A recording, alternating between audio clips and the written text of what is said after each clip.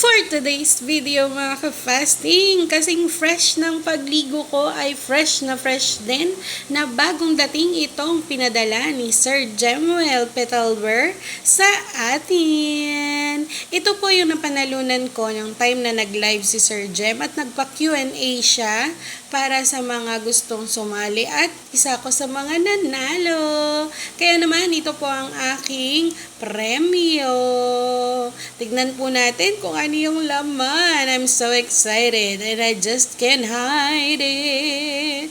Paki-subscribe and follow po natin si Sir Jemuel kasi naman napaka hardworking at napaka-skillful. Grabe naman talaga si Sir Jem. Bonggang-bongga. Ayan na, nakikita ko na yung shadow ng kanilang mga picture.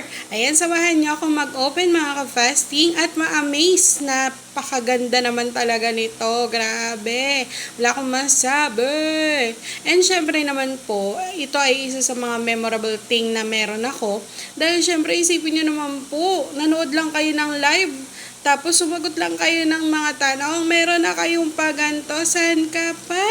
Kaya naman, i-follow na po natin si Sir Jemuel Ramos Petalver. O grabe naman po, skillful po niya ni Sir. Kaya i-subscribe niyo na po, panoorin niyo po lahat ng kanyang mga videos at makikita niyo at ma-amaze naman po talaga kayo kung gaano po siya kagaling sa maraming bagay.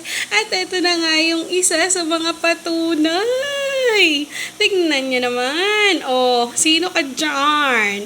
Yan po ang aking mudangdang at ang aking fudangdang. Oh, nakaka-birthday lang nung March 14. Saan ka po, diba?